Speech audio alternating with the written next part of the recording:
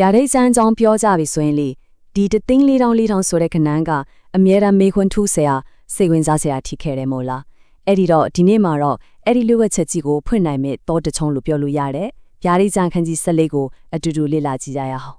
ဟုတ်ပြီဒါဆိုအဓိကမေခွန်းကတော့ဒီတသိန်း4000ဆိုတာတကယ်ပဲဘယ်သူတွေလဲဗ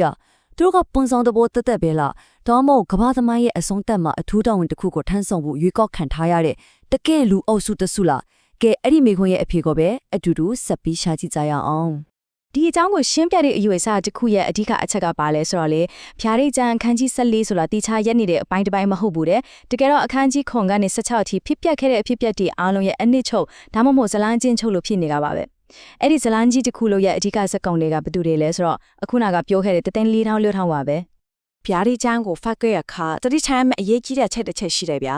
အဲ့ဒါကဘာလဲဆိုတော့အဖြစ်ဖြစ်ကိုတမိတ်ဆောင်တောက်လိုမျိုးတစ်ခုပြီးတစ်ခုအစင်လိုက်ဖတ်လို့မရဘူးဆိုတာပါပဲအဲ့ဒီအစားဒီယူဆကကျွန်တော်တို့ကိုအကြောင်းအရာအလိုက် theme အလိုက်ချိတ်ဆက်ပြီးကြည့်ကိုပြောထားတယ်အဲ့ဒီလိုချိတ်ဆက်ပြီးကြည့်လိုက်မှာပဲပုံရိပ်အဖြစ်ဆုံးကိုမြင်ရမှာပါကဲဒီလောက်ဆိုရင်ယူဝချက်ရဲ့အဖြေကိုစပြီးဖော်ထုတ်ကြည့်လို့ရလောက်ပြီဒီယူဆရအဓိကပြောချင်တာကဘာလဲဆိုတော့တသိန်း4000ဆိုတာကပုံဆောင်တဘောတက်ကနန်းတစ်ခုမဟုတ်ဘူးသူတို့မှာတိကျတဲ့တာဝန်တစ်ခုကိုထမ်းဆောင်ဖို့အထူးရွေးချယ်ခံထားရတယ်တီးသန့်လူအုပ်စုတစုဖြစ်တယ်ဆိုတာပါပဲဒီနေရာမှာတော်တော်လေးအရေးကြီးတဲ့အချက်တစ်ချက်ကိုတွေ့ရပါပြီဒီယူဆရဆိုရင်လေအဲ့တသိန်း4000ဆိုတာတခြားသူတွေမဟုတ်ဘူးတဲ့ဗျာဒိချအခန်းကြီး7မှာပါတဲ့တက်တေခါနှစ်ပါဆိုတဲ့အဖွဲ့နဲ့တဖွဲဒီပဲချစ်တယ်လို့ဆိုပါတယ်ဒါကဟိုကျော်တဆဒီကျော်တဆကျန်နေတဲ့ပဇော်ပိုင်းစားတွေကိုစုပြီးပုံသက်တခုဖော်ထိုးလိုက်တယ်လို့ပါပဲသူတို့ရဲ့ခီးစဉ်ကလည်းတော်တော်လေးစိတ်ဝင်စားဖို့ကောင်းတယ်ဗျာဒီကျန်ရဲ့အခန်းတော်တော်များများကိုဖျက်ပြီးသွားရတာပါအမှုတော်တော့တရှိခတ်နှင်းခံရတာကနေစပြီးရပောင်းထောင်နီးစော60ကြာဘရောဖတ်ဖြူဟောပြောတယ်ပြီးတော့အသေးသက်ခံရတယ်ဒါမင်းအမှမပြီးဘူးဖျက်ရှင်ပြန်ထမြောက်ပြီးနောက်ဆုံးမှာတော့ဇီယွန်တောင်ပေါ်မှာအောင်မွေးခံတဲ့အထိဇလန်းတစ်ခုလုံးကဆက်နေရပါသူတို့ကိုစန်းစာထဲမှာမြေကြီးကလေရွေးနှုတ်ချင်းခံရတဲ့သူတွေဆိုပြီးထုံထုံထားတာတွေ့ရတယ်ဒါပေမဲ့ခဏလေဒီနေရာကရွေးနှုတ်ချင်းဆိုတာဘာကိုပြောချင်တာလဲကျွန်တော်တို့သိနေကြဝိညာဉ်ရေးရာကဲတင်ချင်းမျိုးလားဒီနေရာမှာတော့အဲ့လာထပ်ပိုလင်းတဲ့အဓိပ္ပာယ်တစ်ခုရှိနေပုံရတယ်ဟုတ်ပြီဒီမှာပဲရွေးကြီးတဲ့ကွဲပြားချက်ကိုတွေ့ရတာပါသူတို့ရဲ့ရွေးနှုတ်ချင်းဆိုတာကခန္ဓာကိုယ်ကိုယ်တိုင်ရှင်ပြန်ထက်မြောက်တာကိုဆိုလိုရတယ်အဲ့ဒါကြောင့်မလို့သူတို့ဟာအသေးသက်ခံရတဲ့တန့်ရှင်းသူတွေတဲ့ကပထမဆုံးသောဦးတီလို့ခေါ်ကြပြီးတခြားသူတွေတဲ့အရင်ဆုံးထက်မြောက်ခွင့်ရတဲ့သူတွေဖြစ်လာတာပေါ့ဒါဆိုသူတို့ရဲ့အထူးတာဝန်ကဘာဖြစ်မလဲသူတို့ဟာကဘာကြီးကိုထာဝရဧဝံဂေလိတရားလို့ခေါ်တဲ့အရေးကြီးတဲ့သတင်းစကား၃ခုကိုနောက်ဆုံးအကြိမ်အချစ်ပေးရမှာပါကဲပထမဆုံးသတင်းစကားကဘာလဲဆိုတာအတူတူချိလိုက်ကြရအောင်ခေါင်းဝင်အလဲမှာပြန်ဝင်နေတဲ့ကောင်းကင်တမန်တစ်ပါးကနေတဆင့်ပထမဆုံးသတင်းစကားကိုကဘာမြေကိုကြီးညာလိုက်ပါတယ်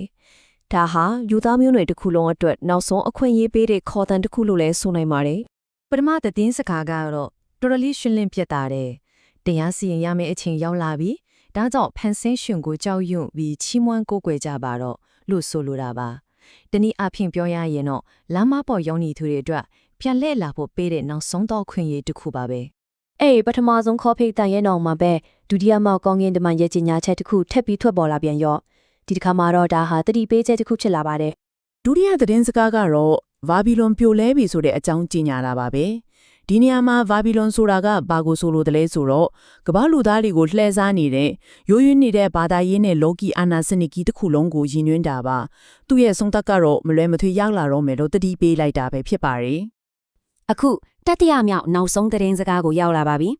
ဒါဟာသတင်းစကား၃ခုထဲမှာအပြင်းထန်ဆုံးတတိပေးချက်လို့ဆိုနိုင်ပြီးလူတို့ချင်းစီရဲ့ထာဝရကံကြမ္မာကိုဆုံးချက်ပေးမဲ့ရွေးချယ်မှုတစ်ခုနဲ့တိုက်ရိုက်သက်ဆိုင်နေပါတယ်တတိယကောင်းကင်တမန်ကဘာကိုတတိပေးလဲဆိုတော့တားရဲ့တစိကိုလက်မခံဖို့ပြင်းပြင်းထန်ထန်တတိပေးတာပါတနည်းပြောရရင်နောက်ဆုံးသောကာလမှာစီးပွားရေးရရှင်တန်ရက်တီဖို့အတွက်လိုရတဲ့အရာတစ်ခုကလူတယောက်ရဲ့ထာဝရအသက်နဲ့တိုက်ရိုက်ပတ်သက်နေတယ်ဆိုတဲ့အချက်ကိုမိမောင်းထိုးပြလိုက်တာပါပဲဒီအပိချက်တွေရဲ့နောက်ွယ်ကိုကြည့်လိုက်ရင်မကောင်းဆိုးဝါးရဲ့အဓိကအင်အားစုနှစ်ခုရှိနေတာကိုတွေ့ရမယ်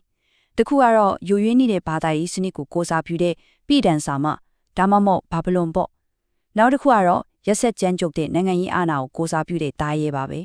ဒီအင်အားစုနှစ်ခုရဲ့ဆက်ဆံရေးကလည်းတော်တော်လေးစိတ်ဝင်စားဖို့ကောင်းတယ်လို့ရှုပ်ထွေးတယ်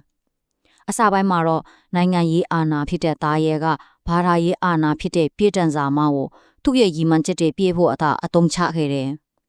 ဒါပေမဲ့အဲ့ဒီမဟာမိတ်ဖွဲ့မှုကကြာရှည်ခံမဲ့ပုံစံမျိုးတော့လုံးဝမဟုတ်ပါဘူး ဒီကျမ်းဝိုင်ကနေတစ်စီကျွန်တော်တို့တုံလှုပ်ရှားကောင်းတဲ့သက်စာဖောက်မှုကြီးတစ်ခုကိုတွေ့ရမှာပါအဲ့ဒါကတော့နေရေးစနစ်ဖြစ်တဲ့တာရဲကတချင်းကသူကိုယ်တိုင်အသုံးပြုခဲ့တဲ့ယိုယွင်းနေတဲ့ဘာသာရေးစနစ်ကိုပြန်ပြီးတော့ပြင်းပြင်းထန်ထန်တိုက်ခိုက်ဖျက်ဆီးပစ်တာပါပဲ ကဲအခုဆိုရင်တော့ဗျာဒီချင်းအခန်းကြီး14ရဲ့အထွတ်အထိပ်ဒီ prophet ပြုချက်ရဲ့ညီကုန်းပိုင်းကိုရောက်လာပါသည်ဒါဟာလူသားအလုံးကိုနောက်ဆုံးအချိန်အထိအပိသက်ခွေးချမယ့်အချိန်ပဲဖြစ်ပါတယ်ဒီနောက်ဆုံးမြင်ကွင်းမှာရိတ်သိမ်းခြင်းနှမျိုးကိုပုံဖော်ထားတာတွေ့ရမယ်ပထမတစ်ခုကကောက်နံစပါးကိုရိတ်သိမ်းတာ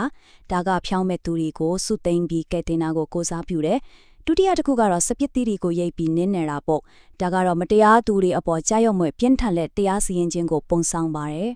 ဒီလိုပြင်းထန်တဲ့တတိပေးချက်ဒီနဲ့ဇလန်ကြီးကိုဆုံးသက်တဲ့အခါမှာတော့သစ္စာရှိသူတွေအတွက်ကောင်းချီးမင်္ဂလာနဲ့အနာယူချင်းဆိုင်ရာကတိတော်တစ်ခုနဲ့ညီကုန်းချလိုက်ပါတယ်ဒါကမျှော်လင့်ချက်နဲ့ဆင်ခြင်စရာအခိုင်အတန့်ဒီတစ်ခုကိုပေးနေတယ်လို့ပါပဲ အဆုံးသက်မှာတော့ဒီ prophet future ကြီးအားလုံးကကျွန်တော်တို့တဦးချင်းစီကိုရိုးရှင်းပေမဲ့အရန်ကိုလေးနက်တဲ့မိခွန်းတစ်ခုစီကိုဦးတည်သွားစေပါတယ်။အဲ့ဒါကတော့ကဘာကြီးရဲ့အဆုံးသက်မှာကျွန်တော်တို့အားလုံးပဲဘက်ချမ်းမှာရည်တည်နေကြမှာလဲဆိုတာပါပဲ။